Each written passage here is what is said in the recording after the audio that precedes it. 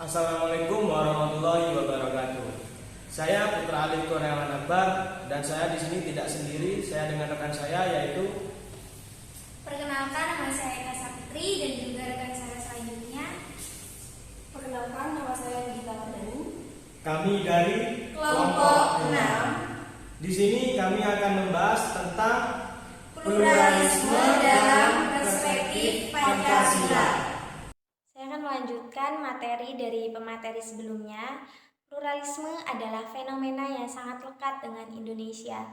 6 agama resmi negara yakni Islam, Kristen, Katolik, Hindu, Buddha, dan Konghucu dan lebih dari 150 aliran kepercayaan cukup menjadi bukti bahwa Indonesia termasuk salah satu negara pluralis terbesar di dunia.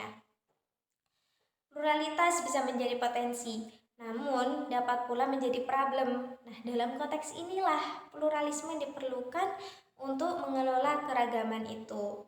Perlu dipahami bahwa satu pandangan pluralisme tidak dapat mewakili atau menggambarkan dan memberi solusi terhadap seluruh kenyataan manusia di dunia ini. Para tokoh pluralisme menyadari berbagai varian dalam pluralisme itu tersendiri. Pluralisme Pancasila adalah diskursus menarik yang perlu dipikirkan secara filosofis. Nah, sejauh penelusuran, pluralisme Pancasila ini telah lama hidup di tengah-tengah masyarakat Indonesia. Pela Gandong atau aturan adat di Ambon misalnya, mengandung ajaran toleransi yang sangat tinggi. Apabila masyarakat Kristen memiliki hajat, maka orang Islam yang menjadi panitia. Demikian pula sebaliknya. Hanya saja tradisi-tradisi bermuatan nilai pluralisme ini belum banyak diangkat oleh para ilmuwan yang konsen dengan Pancasila. Nah, secara garis besar, pluralisme Pancasila didasarkan pada konsep Tuhan yang satu, kemanusiaan, persatuan atau kebangsaan, demokrasi, dan keadilan. Secara filosofis, kelima sila ini dapat diklasifikasikan sebagai berikut. Sila 1 merupakan dasar antropologis pluralisme, sila 2, 3, dan 4 sebagai epistemologis, dan sila 5 menjadi dasar aksiologis.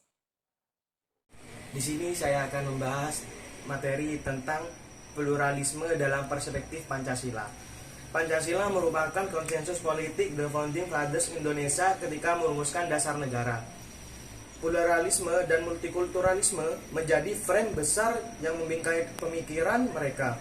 Hal ini terlihat jelas pada usulan kebangsaan atau nasionalisme. Sebagai sila pertama Pancasila yang dikemukakan oleh 3 tokoh besar dalam sidang BPUPKI, Badan Penyelidikan Usaha Persiapan Kemerdekaan Indonesia, yaitu Muhammad Yamin, Soepomo, dan Soekarno. Bukan sesuatu yang kebetulan, tetapi beranjak dari refleksi atas realitas keberagaman bangsa Indonesia. Dalam buku Risalah BPUPKI dijelaskan bahwa Soekarno pun tidak mensakralkan konsep Pancasila yang merumuskannya. Bahkan ia mengatakan kalau ada yang tidak suka dengan bilangan 5 bisa diperas menjadi 3 dan nama Trisila, dan dapat pula diperas menjadi 1 sila dengan nama Eka Sila. Sebagai Soekarno, hal yang jauh lebih penting dari sekedar bilangan-bilangan itu adalah terbentuknya dasar negara yang memadahi dan mempersatukan seluruh keragaman bangsa Indonesia. Ketika ditanya mengapa ketuhanan tidak dijadikan sebagai sila pertama, Soekarno menjawab, bahkan kalaupun tidak ada sila ketuhanan dalam Pancasila, toh semuanya orang Indonesia sudah beragama. Agama dalam arti kepenganutan agama tidak menjadi persoalan untuk negara ini. Namun keberadaan berbagai agamalah yang harus diwadahi dan disatukan. Terima kasih.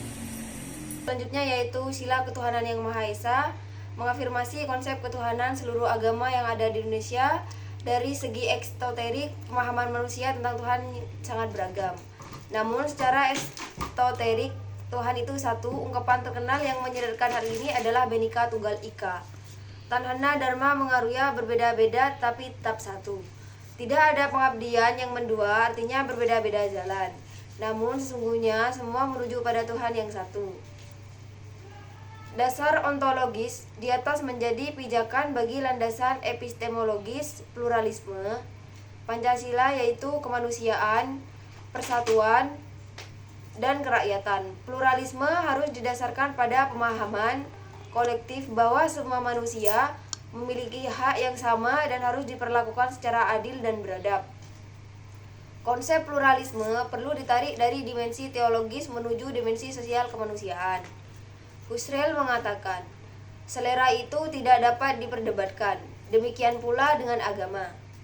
Agama yang masuk ke arah keyakinan sangat bias jika diperdebatkan. Wilayah pemahaman teologis bersifat privat sehingga setiap orang harus saling menghormati, baik dalam posisinya sebagai individu spiritual maupun sebagai suatu bangsa. Konsep demokrasi beragama di Indonesia diatur dalam Undang-Undang Dasar Negara Republik Indonesia tahun 1945 pasal 29, di mana negara menjamin setiap warganya untuk memeluk dan beribadah sesuai dengan agama dan kepercayaan masing-masing. Landasan aksiologis pluralisme Pancasila adalah nilai keadilan sila. Negara harus dapat menjamin keadilan di negara bidang kehidupan agar kerukunan antarumat beragama dapat diwujudkan.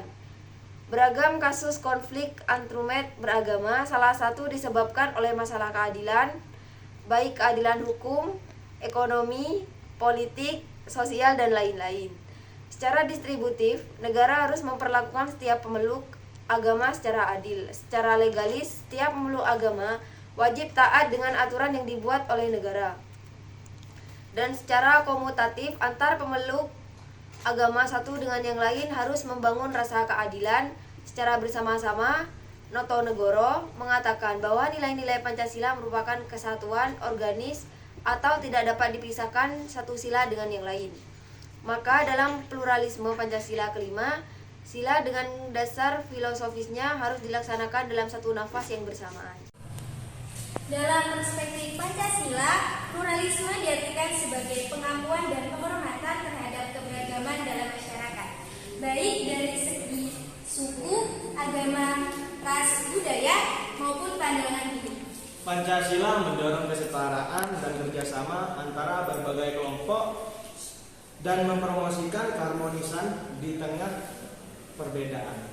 Prinsip ini menegaskan bahwa keberagaman merupakan kekayaan dan sumber kekuatan bagi bangsa Indonesia. Demikian materi yang kami paparkan. Sekian, terima kasih. Wassalamualaikum warahmatullahi wabarakatuh.